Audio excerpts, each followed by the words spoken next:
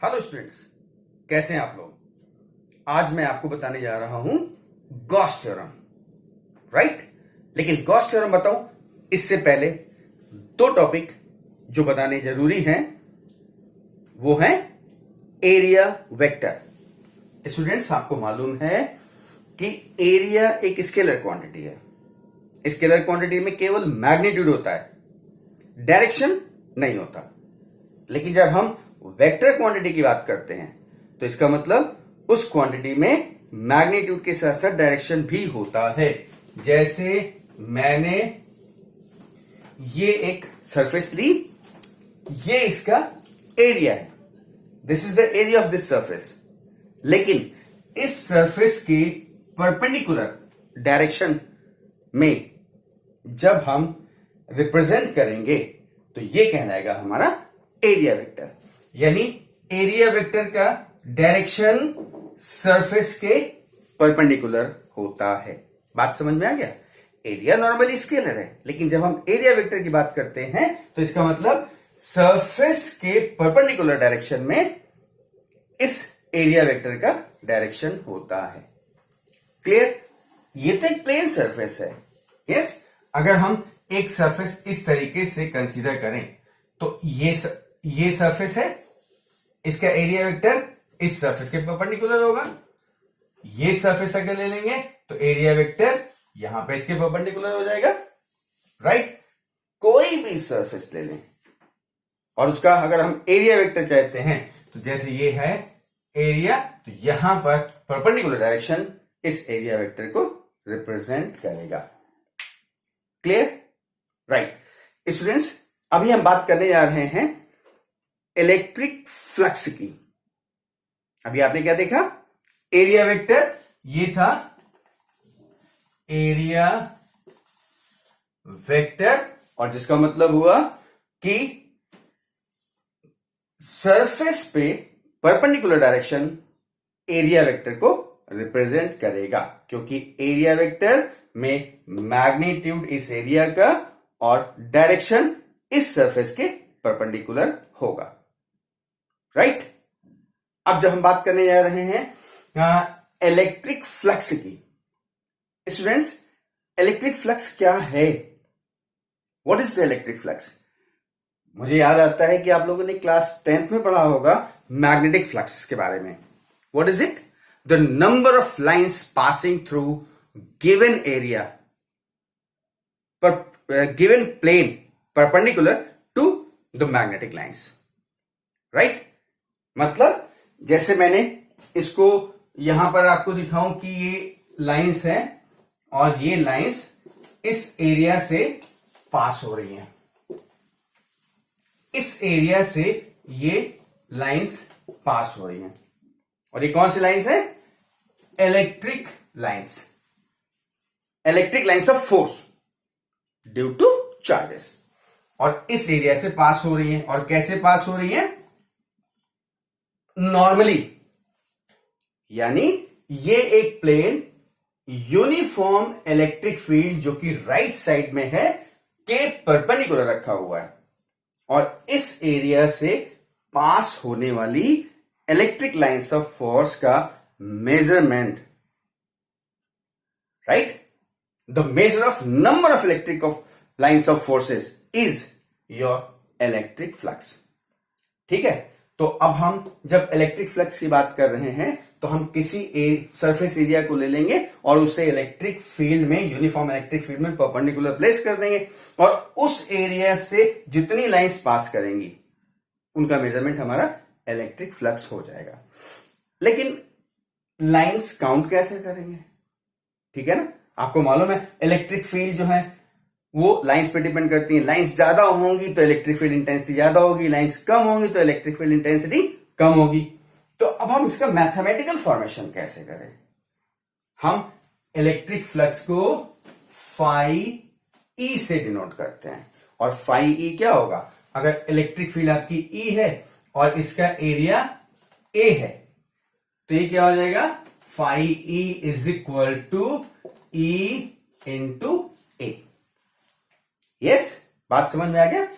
Phi E electric flux is equal to E into A.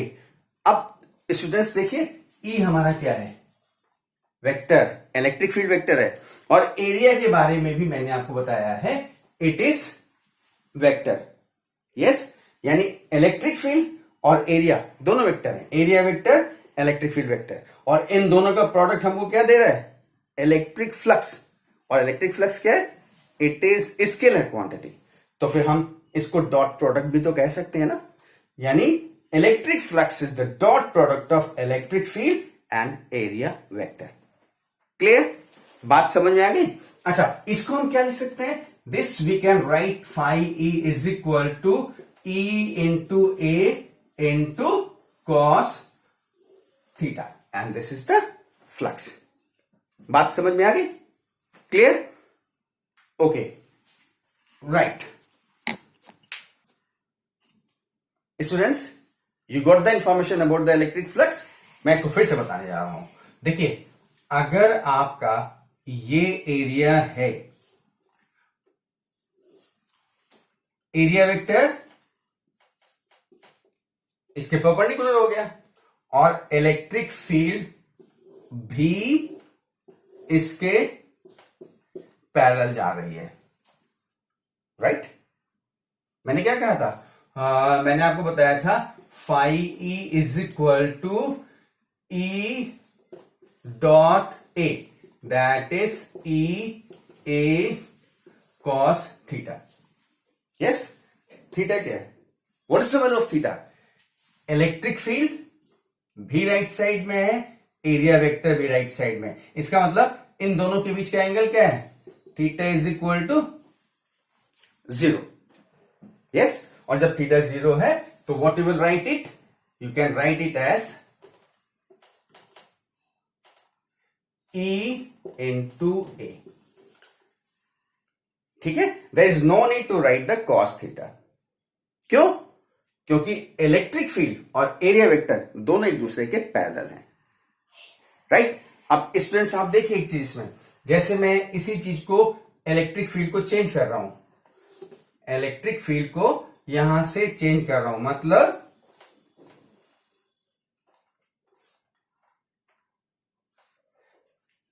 Electric field हमारी पास हो रही है एरिया वेक्टर से थीटा एंगल बनाते हुए। यस, क्या था, मैंने भी बताया था कि अगर प्लेन इलेक्ट्रिक फील्ड के परपेंडिकुलर रखा हुआ है तो electric lines of force area vector के पैरेलल होंगी, लेकिन अभी क्या हो रहा है, electric lines of force are making angle theta with this area vector, यानी ये आपका ई है, राइट, इलेक्ट्रिक फील्ड। तो अब फ्लक्स क्या होगा, फ्लक्स क्या बताया गया है, फ्लक्स के बारे में बताया गया है कि एक एरिया, एक प्लेन इलेक्ट्रिक फील्ड के डायरेक्शन के परपेंडिकुलर प्लेस कर दिया जाए तो उससे पास होने वाली लाइंस, लेकिन यहां क्या है, परपेंडिकुलर नहीं है, ये थीटा एंगल बना रहा है। तो जब प्लेन होगा आपके परपेंडिकुलर, आपका प्लेन, जैसे ये इलेक्ट्रिक लाइंस ऑफ फोर्स इधर जा रही है और ये प्लेन है, परपेंडिकुलर है, तो ये सारी लाइंस नॉर्मल होगी, राइट। लेकिन अगर ये इस तरीके से रखा हुआ है, एरिया आपका इस तरीके से प्लेन, और ये लाइंस आपकी इलेक्ट्रिक फील्ड जा रही है, तो क्या होगा, या प्लेन ऐसे ही रखा हुआ और इलेक्ट्रिक लाइंस ऑफ फोर्स यूं जा रही या यूं जा रही है, तो आप देखिए, मैं इसको कहता हूं कि एरिया वेक्टर क्या होगा, एरिया वेक्टर इसके परपेंडिकुलर होगा, इस प्लेन के परपेंडिकुलर, और फील्ड इधर है, यानी इन दोनों के बीच में एंगल क्या बन रहा है, थीटा। तब फ्लक्स क्या होगा, तो हमने फिर बताया कि इसको परपेंडिकुलर कंसीडर करना होता है प्लेन के। इस कंडीशन में हम इस इलेक्ट्रिक फील्ड के कंपोनेंट्स ब्रेक करेंगे, तो इसका कंपोनेंट क्या होगा इस डायरेक्शन में, this will be E cos theta. Yes, इस ई का एरिया वेक्टर के डायरेक्शन में कंपोनेंट क्या हुआ, ई कॉस थीटा, क्योंकि थीटा एंगल ये है, राइट। तो जब ये ई कॉस थीटा हो गया तो फिर फ्लक्स क्या हो जाएगा, phi is equal to E dot A, ये तो मैथमेटिकल फॉर्म हो गया, otherwise phi E is equal to E cos theta into A, that is E into A into cos theta, right. Normal, यानी जब electric fields are perpendicular to the plane, that time electric field will be E dot A, that is E into A. और अगर electric field और area vector के बीच में कोई angle बन रहा है, तब क्या होगा, phi is equal to E A cos theta. ये हमारा है electric flux. Clear? Right. Students, अब मैं आपको गॉस थ्योरम पे ले चल रहा हूं। Students, what the Gauss theorem says, Gauss theorem कहती है कि total electric flux passing through a closed surface is 1 upon epsilon naught times the charge enclosed by that surface. Yes, आप देखिए, जैसे मैं कहता हूं कि मैंने एक चार्ज Q लिया, अब this charge is closed या covered by a closed surface. ये कैसा सरफेस है? स्फेरिकल, और ये किसी भी शेप का हो सकता है, no matter, spherical, cubical, cylindrical, no matter. इस क्लोज्ड सरफेस से, इंपॉर्टेंट पॉइंट, क्लोज्ड सरफेस से निकलने वाला फ्लक्स क्या होगा? तो कहते हैं flux passing through this closed surface will be 1 upon epsilon naught times the charge enclosed by that surface, that is Q upon epsilon naught, right? और ये आपका है गॉस थ्योरम का स्टेटमेंट। स्टूडेंट्स, ये कंडीशन हमारी थी कि जब हम एयर या वैक्यूम की बात कंसीडर कर रहे थे, लेकिन अगर यहां पर कोई मीडियम है, कोई डाइलेक्ट्रिक मीडियम है जिसका डाइलेक्ट्रिक कांस्टेंट K है, उस समय आपका गॉस थ्योरम क्या होगा? Phi E is equal to Q upon epsilon is equal to Q upon K epsilon naught. Epsilon naught air या वैक्यूम की परमिटिविटी है, और ये एप्सिलॉन क्या है? ये एप्सिलॉन है परमिटिविटी ऑफ द मीडियम, और इसको रिलेट कैसे करते हैं? एप्सिलॉन इज इक्वल टू के एप्सिलॉन नॉट, ये तो आपको मालूम ही है, ठीक है? तो ये मीडियम के लिए हम इसकी बात करेंगे, otherwise this is 1 upon epsilon not times the charge enclosed by the surface. Clear? इसमें कोई डाउट है? अब हम इसको डेराइव करने जा रहे हैं। स्टूडेंट्स देखिएगा, इसका डेरिवेशन जब मैं करूंगा तो इसका डेरिवेशन क्या होगा? देखिए, मान लीजिए कि ये चार्ज है और ये स्फेरिकल सरफेस है, स्फेयर फॉर्म कर रहा है रेडियस r का। Yes, this is forming a sphere of radius r, और इक्वल डिस्टेंस है, यानी चार्ज जो है हमारे इस स्फेयर के सेंटर पे रखा हुआ है। तो हम क्या करते हैं, हमें अगर इस पॉइंट P पर, जो कि चार्ज सेंटर O से r डिस्टेंस पर है, इलेक्ट्रिक फील्ड बतानी है, तो क्या होगी इलेक्ट्रिक फील्ड? Q चार्ज से r डिस्टेंस यानी P पॉइंट पर इलेक्ट्रिक फील्ड क्या होगी? E is equal to 1 upon 4 pi epsilon naught Q upon r square. ये इलेक्ट्रिक फील्ड है। यस, ठीक है। अब हमको क्या चाहिए स्टूडेंट्स? हमें चाहिए फ्लक्स निकालना इसका। तो फ्लक्स क्या होता है? Phi is equal to E into A. Yes, एक काम करते हैं, हम यहां पर एक स्मॉल एरिया एलिमेंट लेते हैं D A. Yes, small area element D A, और इस चार्ज की वजह से इलेक्ट्रिक फील्ड का डायरेक्शन क्या होगा? उस सेम डायरेक्शन में होंगे, ठीक है?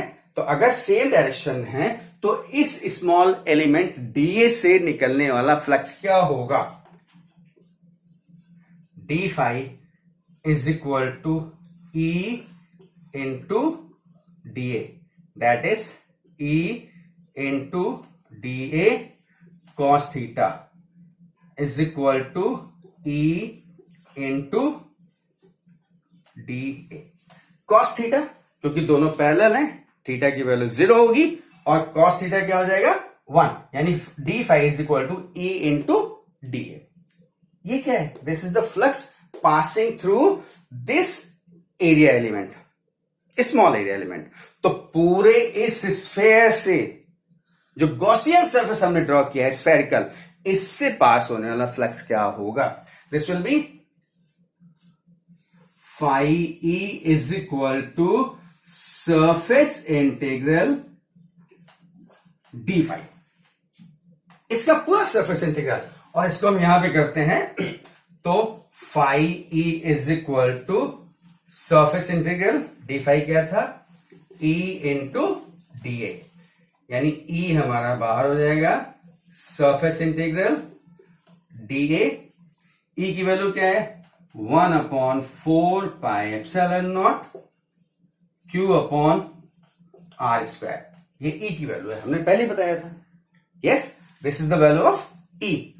और सरफेस इंटीग्रल यानी इसका पूरा एरिया क्या होगा? ये एरिया तो डी ए था, तो पूरा स्फेयर है, पूरे स्फेयर का एरिया क्या होगा? That will be what? Sphere का एरिया क्या होता है? 4 पाई आर स्क्वायर। एक स्फेयर का सरफेस एरिया क्या होता है? 4 pi square, 4 pi r square. अब आप यहां देखिए 4 पाई कैंसिल हो जाएगा, आर स्क्वायर इससे कैंसिल हो जाएगा, we will have Q upon epsilon naught phi E. और यही तो गॉस थ्योरम है। Yes, this is your Gauss theorem. बात समझ में आ गया? यानी phi E is equal to Q upon epsilon naught is the statement for the theorem. और सबसे पहले हम चार्ट को यहां कंसीडर करते हैं। इससे आर डिस्टेंस पर सबसे पहले तो हम एक Gaussian surface, spherical Gaussian surface खींचते हैं और उस पर कोई पॉइंट पी लेते हैं जो कि आर डिस्टेंस पर है। वहां पर इलेक्ट्रिक फील्ड क्या होगी? E is equal to 1/4 pi epsilon naught Q upon are square. अब हम एक स्मॉल एरिया एलिमेंट खींचते हैं, इससे पास होने वाला इलेक्ट्रिक फ्लक्स निकालते हैं। D phi is equal to E d A and that is E into d A, क्योंकि थीटा 0 है। तो टोटल सरफेस से, गॉसियन सरफेस से फ्लक्स क्या होगा? That is surface integral d phi and d phi is equal to E d A. E और d ए की value रखेंगे। डी ए क्या है? Surface area of the sphere and that will give you Q upon epsilon not. This is your Gauss theorem, right? ये बात समझ में आ गई स्टूडेंट्स? ये आपका गॉस थ्योरम यहां पर स्टेटमेंट हो जाता है कंप्लीट। अच्छा स्टूडेंट्स, अगर ये गॉस थ्योरम कंप्लीट हो गया है तो इसमें कोई डाउट किसी को नहीं? राइट स्टूडेंट्स, अभी आपने गॉस थ्योरम में देखा कि phi E is equal to Q upon epsilon naught. अब इसमें चार्ज क्या है? Plus Q, minus Q, plus Q, plus Q, minus Q. तो यहां पे क्या हो जाएगा? If there are number of charges, तब फ्लक्स क्या हो जाएगा? Phi E is equal to sigma Q upon epsilon naught, यानी ये इन सब का सम विद प्रॉपर साइन, यानी plus Q minus Q plus Q plus Q minus Q. उसके बाद जो रिजल्ट आएगा that will give you the flux, right? एक और चीज, मान लीजिए कि हम एक यहां पे कंसीडर करते हैं कि एक सरफेस ये है और चार्ज हमारा ये रखा हुआ है आउटसाइड द क्लोज सरफेस। तो इससे पास होने वाला फ्लक्स क्या होगा? 0 होगा। क्यों? क्योंकि phi is equal to Q upon epsilon naught और क्लोज्ड सरफेस के अंदर क्यू इज इक्वल टू 0, तो फाई ई क्या हो जाएगा? 0 होगा ना, यानी इस क्लोज सरफेस के अंदर तो चार्ज है नहीं, राइट? तो हमारा फ्लक्स क्या हो जाएगा? 0। एक और चीज, मान लीजिए कि ये हमारा एक क्यूबिकल डिजाइन है और इसके अंदर यहां पर एक चार्ज रखा हुआ है। तो अब इस क्यूबिकल सरफेस से पास होने वाला फ्लक्स क्या होगा? Phi E is equal to Q upon epsilon naught. कहने का मतलब कोई भी शेप हो, कंप्लीट क्लोज सरफेस से flux Q upon epsilon naught ही पास होगा। अच्छा, इसी में अगर आपसे पूछा जाए कि what will be the amount of flux passing through one surface, इसकी कितनी सरफेस है? 6। तो एक सरफेस से निकलने वाला फ्लक्स क्या हो जाएगा? 1/6 Q upon epsilon not. Students, this was all about the Gauss theorem. Next topic in next lecture. Thank you. God bless you.